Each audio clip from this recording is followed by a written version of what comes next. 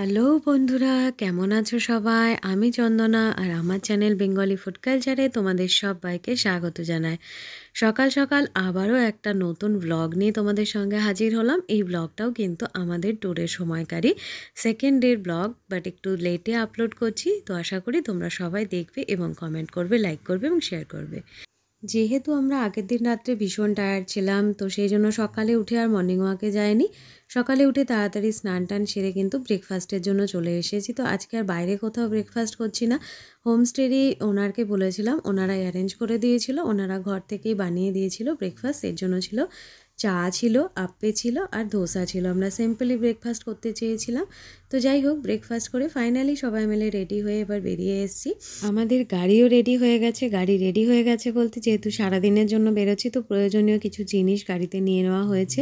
এবার আমাদের রওনা হতে হবে। আমরা আগের দিন রাতে কিন্তু একটা লিস্ট বানিয়ে নিয়েছিলাম যে কোন কোন জায়গাগুলো আমরা কভার করেছি এবং কোনগুলো আজকে করতে হবে। তো সেই অনুযায়ী কিন্তু আমরা আমাদের হোমস্টে থেকে বেরিয়ে মেন রোডের দিকে যেতেই প্রথমেই একটা স্পট পড়েছিল।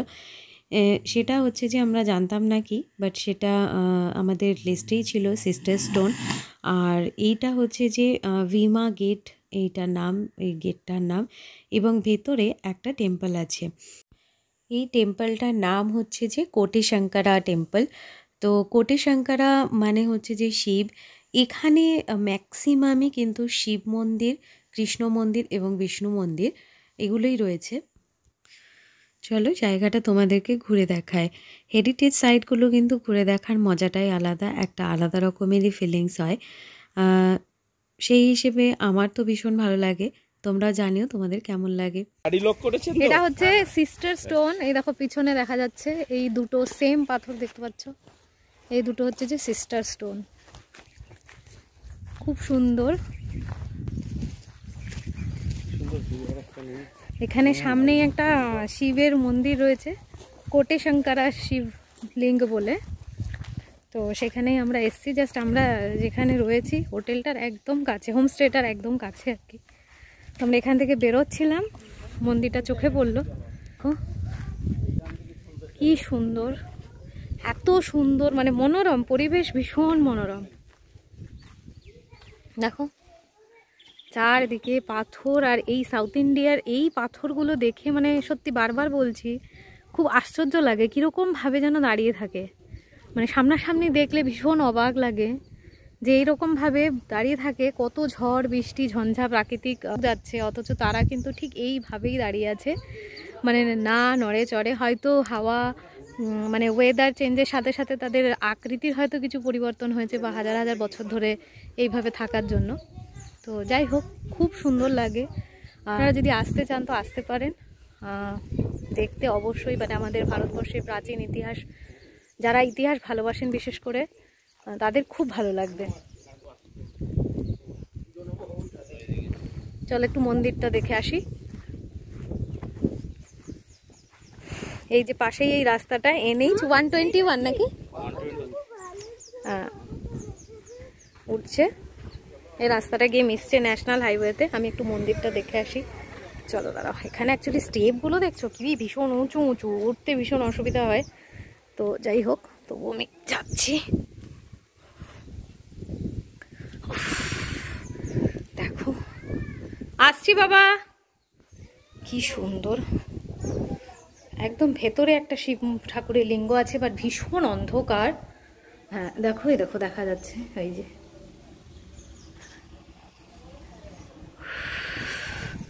এই প্রাচীন ইতিহাসের মানে দর্শন। আমি হিস্ট্রি স্টুডেন্ট হিসেবে আমার ভীষণ ভালো লাগে। তো এবার তোমাদের সিস্টার স্টোনটা দেখো দেখাচ্ছি। এই হচ্ছে যে সিস্টার স্টোন, ঠিক আছে। দুটো সেম স্টোন রয়েছে পাশাপাশি এবং সেম আকৃতির, বাট সামান্য একটু ছোট আর বড় হবে। দেখো কিভাবে স্টেপ করা রয়েছে সিঁড়ির। আমি একটু ছোট করে তোমাদের দেখাই। দেখো এইভাবে পাথর কেটে কেটে ধাপ করা রয়েছে। হয়তো কোনো এক সময় মন্দিরে যাওয়ার জন্য, বা এখানে হয়তো গান বাজনা না কিছু হতো, জানি না। তো এইভাবে স্টেপ করা রয়েছে ওঠার জন্য। এখন অ্যাকচুয়ালি কি হচ্ছে না, যেটা এখানকার গাইডরাও বলছে, যে প্রচুর ট্যুরিস্ট আসে এবং প্রাচীন ঐতিহ্যকে নষ্ট করছে। তো সেই জন্য অনেক জায়গায় পাবলিকের মানে কাছে গিয়ে ছুঁয়ে দেখার অনুমতি আর নেই, দূর থেকেই দেখতে হচ্ছে। সিক্রেট জায়গা, কি সুন্দর সুন্দর প্রবেশদ্বার।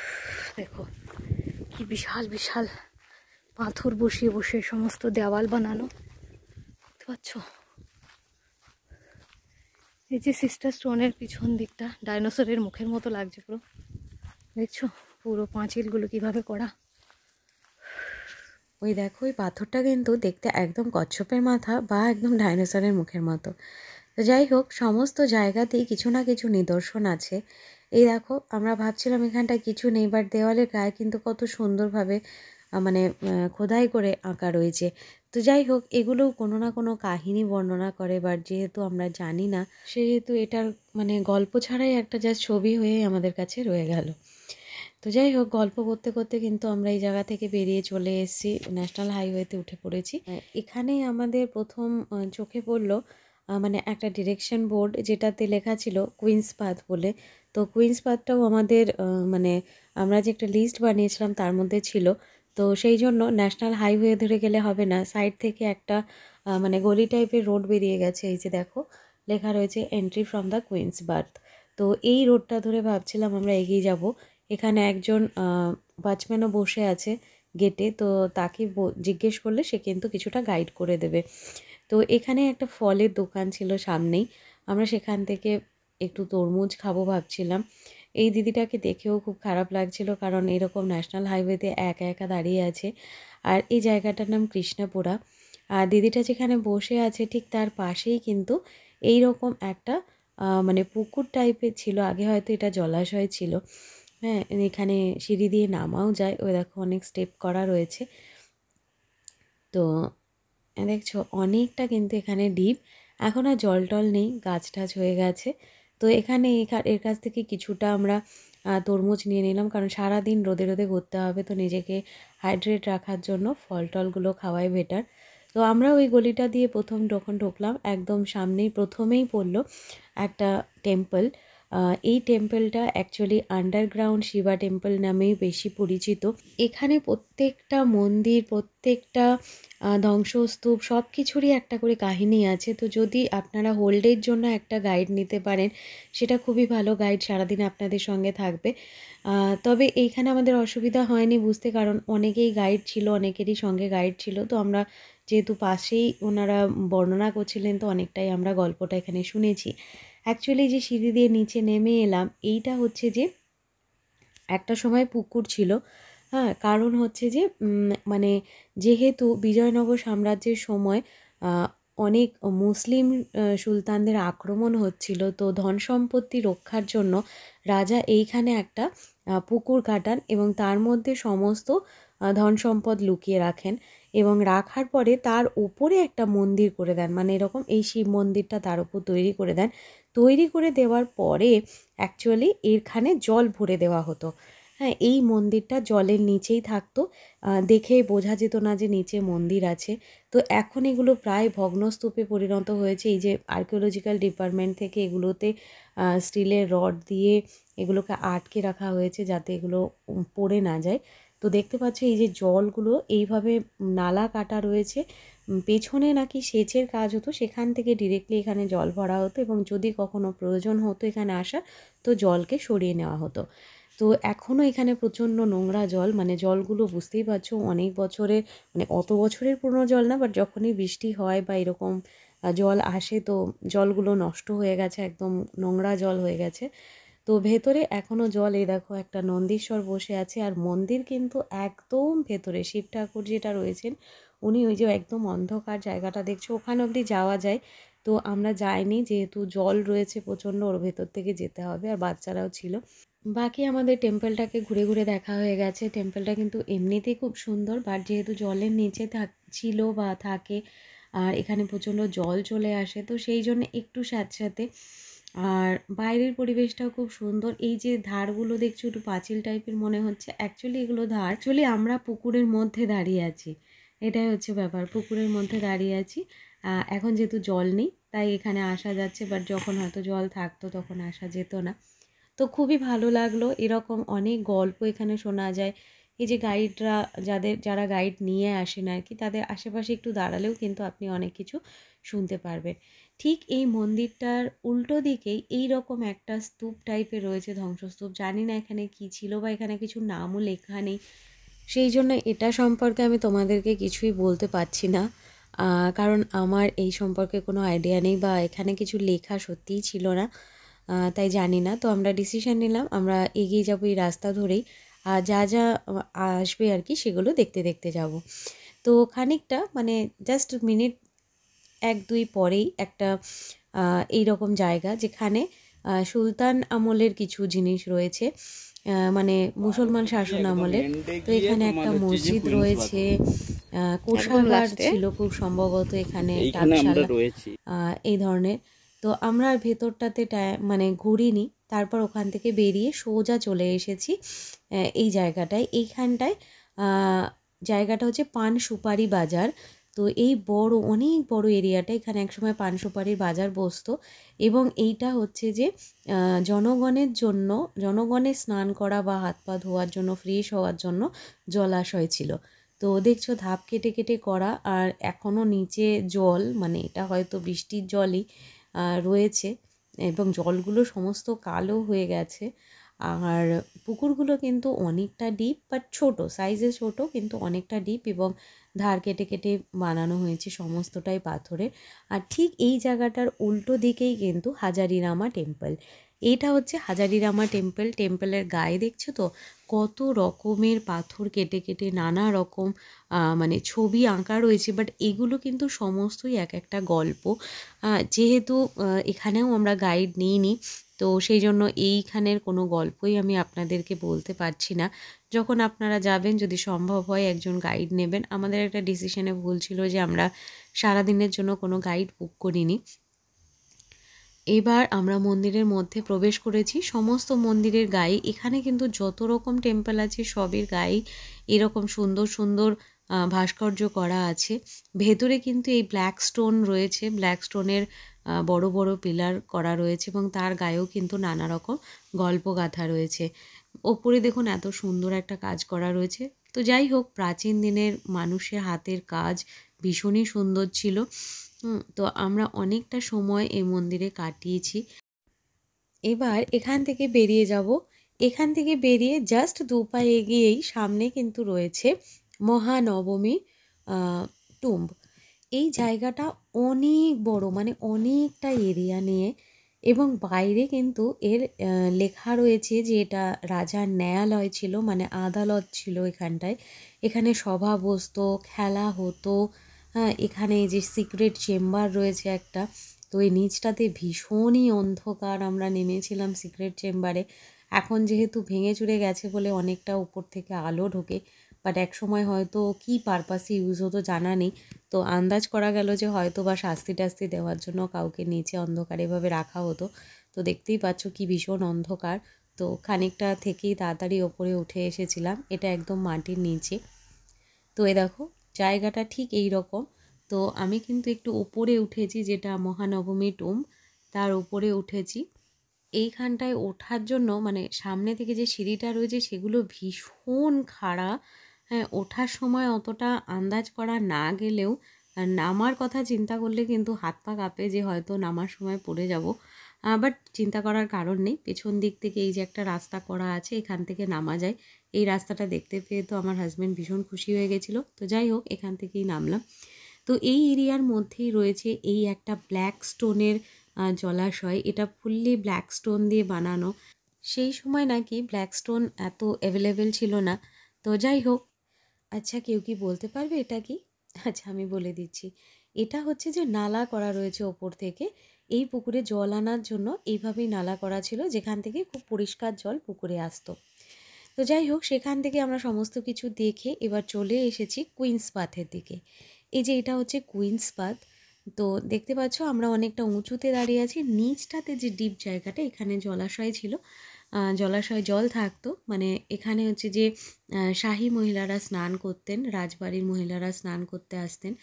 তো এটা সেই জায়গাটা, ওই যে দূরে সিঁড়ি দেখছো ওখান থেকে নিচে নামা হতো। অনেকটা বড় জায়গা। তো জানি না কী পারপাসে এত বড় জায়গা ইউজ হতো, মানে আজকালকার দিনের বাথরুম আর তখনকার দিনের স্নানঘর দুটোর মধ্যে হিউজ ডিফারেন্স। এরপর কিন্তু আমরা চলে এসেছিলাম আর্কিওলজিক্যাল মিউজিয়ামে, এর কাছেই ছিল। তো এই মিউজিয়ামে কিন্তু বহু পুরনো অ্যান্টিক অ্যান্টিক সব মূর্তি রয়েছে।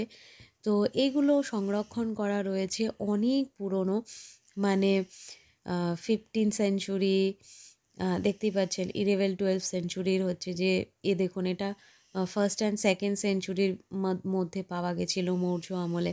তো এইরকম বহু বহু পুরনো জিনিস রয়েছে যেগুলোকে চাক্ষুষ দেখতে পারবেন, বেশ ভালো লাগলো। হ্যাঁ, এরপর আমরা এখান থেকে বেরিয়ে যাব। এর জাস্ট পিছনেই খানিকটা হেঁটে গেলেই, এখানে আপনি গাড়ি নিয়ে যেতে পারবেন না, জাস্ট একটু দূরেই হেঁটে গেলেই কিন্তু রয়েছে জানানা মহল। এইখানটায় রাজার বা রানীর প্যালেস ছিল। আর এখানে এই যে জায়গাটা দেখাচ্ছি, এই বিল্ডিংটা ছিল টাকশাল, রাজার টেজারি ছিল এখানে। আর এখন এইটা মানে এই ধরনের পুরনো জিনিস সংরক্ষণের জন্যই ব্যবহৃত হয়। তো এখানে রাখা আছে ডিসপ্লে করে, আপনারা দেখতে পারেন বহু পুরনো জিনিস, অনেক ব্যবহৃত জিনিস। আর এটা হচ্ছে যে লোটাস মহল। লোটাস মহলে রানীরা এখানে বসতেন, দেখতেন। তো যাই হোক, লোটাস মহলটা কিন্তু একটা বৈশিষ্ট্য আছে, সমস্ত দরওয়াজাগুলো মানে আপনি যে অ্যাঙ্গেল থেকেই দেখুন না কেন সবটা কিন্তু সেম লাগবে। তো ওই উপরে যে ছোটো ছোটো খোপগুলো দেখছেন, ওখানে নাকি ভীষণ ঠান্ডা থাকতো। তো যখন এই যেহেতু পাহাড়ি এলাকা, রুক্ষ এলাকা, যখন প্রচণ্ড গরম হতো তখন নাকি রানীমায়েরা ওপরে গিয়ে বসতেন। তখন তারা ভীষণ মানে ঠান্ডা অনুভব করতেন, অনুভূতির জন্য এটা বানানো হয়েছিল। তো যাই হোক, এর পেছনে এখানে রয়েছে 4টে ওয়াচ টাওয়ার, 4 কোণায়। আমরা তো দুটোই দেখতে পেয়েছি, 3টে ওয়াচ টাওয়ার দেখতে পেয়েছি, জানি না 4 নম্বরটা কোথায়, এখন হয়তো নেই আর। ওই যে কোণায় একটা ওয়াচ টাওয়ার, আরও এদিক ওদিকে 3টে ওয়াচ টাওয়ার আছে। এর ঠিক পেছনেই কিন্তু রয়েছে এলিফ্যান্ট স্টেবল। এরপর আমরা এখান থেকে এলিফ্যান্ট স্টেবলটা যা সাথেই রয়েছে সেই দিকটাতেই যাব। তো এখানে কিন্তু যখন আপনি চাক্ষুষ আসবেন তখন অনেক কিছু দেখতে পাবেন, অনেক গল্প শুনতে পাবেন। সব কিছু কিন্তু ভিডিওতে বলা সম্ভব নয়, বা সব সৌন্দর্য কিন্তু ভিডিওতে দেখে বোঝাও যায় না। তো আমরা এলিফ্যান্ট স্টেবলের এখানে চলে এসেছি। যাই হোক, ভিডিওটা এখানে করা হয়নি, প্রচণ্ড টায়ার্ড হয়ে গেছিলাম, তো কিছু ফটো ছিল সেটাই দেখালাম। আর এই যে এটা দেখছেন হচ্ছে এটা গার্ড হাউস, আর তার আগে ওটা ছিল এলিফ্যান্ট স্টেবল। ওখানে এলিফ্যান্টদের রাখা হতো, প্রচণ্ড বড় বড় ঘর এক একটা। এই যে দেখতেই পাচ্ছেন, এই এক একটা দরজায় এক একটা হাতি থাকতো, রাজার হাতিশালা আর কি। তো এই দেখুন ওপরে হাতির ওপর হাতি বসে আছে, এরকম একটা ব্যাপার। অনেকটা বেলা হয়ে গেছে, এবার আমরা বেরিয়ে পড়েছি, কারণ আমাদের এখনও অনেক কিছু দেখা বাকি আছে। Pampa Sarovar, Durga Mandir, Sanapur lake, Anjani temple. Actually Anjani হিলের ওপরে রয়েছে একটা ছোট্ট মন্দির, যেটা হনুমানজির জন্মস্থান। তো সেইখানে ওঠা যায়, 537টা সিঁড়ি রয়েছে। হ্যাঁ, তো আপনি যদি চান তো ওখানে হেঁটে উঠতে হয়। তো আমাদেরও সেই রকম প্ল্যানিং ছিল, বাট সারাদিনে ভীষণ টায়ার্ড হয়ে পড়েছি। এই হচ্ছে যে সেই হিলটা, ওই মাথায় ছোট্ট মন্দিরটা হচ্ছে যে হনুমানজির জন্মস্থান। এখানে সিঁড়ি করা আছে, তো আপনি চাইলে কিন্তু সিঁড়ি দিয়ে উঠতে পারেন। এখানে প্রচুর লোক আসে পুজো দিতে, বাট আমরা এত টায়ার্ড ছিলাম যে এতগুলো সিঁড়ি ওঠা খুব মানে একটা টেনশনের ব্যাপার ছিল, এবং সঙ্গে যেহেতু ছোটো ছোটো বাচ্চা ছিল দুটো, তো আমরা আর ওঠার ডিসিশান নিইনি, অনেকটাই সন্ধ্যা হয়ে গেছিলো। তো আমরা এগিয়ে গেছিলাম সানাপুর লেকের দিকে। তো সানাপুর লেক, পম্পা সরোবর এগুলো দেখবো বলে, তো সেখানে কিন্তু আবারও তুঙ্গভদ্রার ব্রিজটা পড়লো।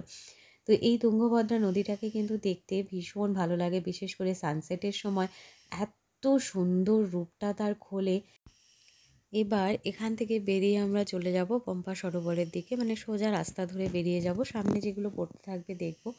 বাট পম্পা সরোবরটা অনেক উপরে ছিল বলে যাওয়া হয়নি, সিধা সানাপুর লেকের দিকে চলে যাওয়া হয়েছিল। এইটা হচ্ছে যে সানাপুর লেক, এটা কিন্তু অনেকটা হাইটে, মানে অনেকটা উঁচুতে উঠতে হয়েছে, তবে রাস্তাটা কিন্তু একদমই ভালো নয়, একটু সাবধানে যেতে হবে, কারণ একদমই সরু রাস্তা, আর একপাশে খাই একপাশে লেক, তো একটু অসুবিধা হতে পারে। তো এই রকমই লেকটা, এখানটা খুব সুন্দর, এখানে নাকি সানসেট ভিউটা ভীষণ ভালো লাগে। তো চাইলে আপনারা হেঁটেও উঠতে পারেন, তো অবশ্যই যাবেন। এই যে এইরকম রাস্তা, গাড়িগুলো একটা পাস করলে আর একটা যাওয়ার খুবই অসুবিধা, মানে যেতে পারে না, এতটা ছোট রাস্তা। তো এইখান থেকে নেমে আসা হচ্ছে, নেমে আসার সময়কার এটা ছবি, আর যেহেতু বড্ড অন্ধকার হয়ে গেছিলো, তো সেই জন্য ছবি টবি তোলা আর সম্ভব হয়নি। এই এলাকাটায় প্রচুর ফরেনারদের বাস, মানে প্রচুর প্রচুর ফরেনারদের বাস। আর এই সেই দিন আমরা যেদিন গেছিলাম সেদিন পূর্ণিমা ছিল। তো প্রচুর লোকজন অ্যাকচুয়ালি বাইক নিয়ে ওপরে গিয়ে বসেছিল, তারা ওই লেকের ধারে বসে পূর্ণিমার চাঁদ দেখবে, এবং যাই হোক ওইখানটা বসলে অনেকটা মন শান্ত হবে। তো এইরকমই রাস্তাটা খুব একটা ভালো নয়, আর যেহেতু অন্ধকার হয়ে গেছিলো আর আমরা অনেকটা দূর চলে গিয়েছিলাম, তো সেই জন্য আমাদেরকে আবার হোমস্টেতে ফিরতেও হবে। তো তাড়াহুড়ো করে কিন্তু আমরা ফিরে আসার জন্য মানে চেষ্টা করছিলাম। আপনারা যারা যাবেন ভাবছেন তারা হাতে একটু সময় নিয়ে অবশ্যই যাবেন, তাহলে কিন্তু ধীরে সুস্থে জায়গাগুলোকে কমপ্লিট করতে পারবেন। যেহেতু আমাদের হাতে দুদিনই মাত্র সময় ছিল, এবং অ্যাকচুয়ালি 87টা স্পট ছিল যেটা দেখার ছিল, বাট আমরা অত দেখতে পারিনি।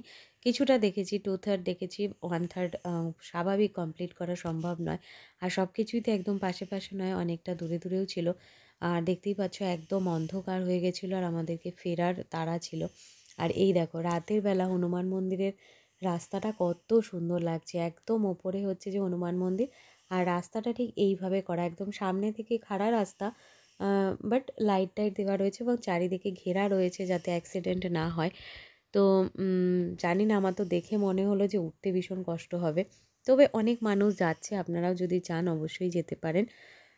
আমাদের যাওয়া পসিবল হয়নি, এটা একটা দুঃখ আর কি মনে। তবে যাই হোক আজকের দিনটা বেশ ভালো কেটেছে, অনেকগুলো স্পট আমরা কভার করতে পেরেছি। আশা করি ভিডিওটাও আপনাদের ভালো লাগলো। নতুন বন্ধুরা অবশ্যই আমাদের পাশে থাকবেন, আর আমি এরকম নতুন নতুন ভিডিও আপনাদের জন্য নিয়ে আসতে থাকবো। তো চলুন আজকের মতো টাটা, আবার দেখা হবে নতুন একটা ব্লগে।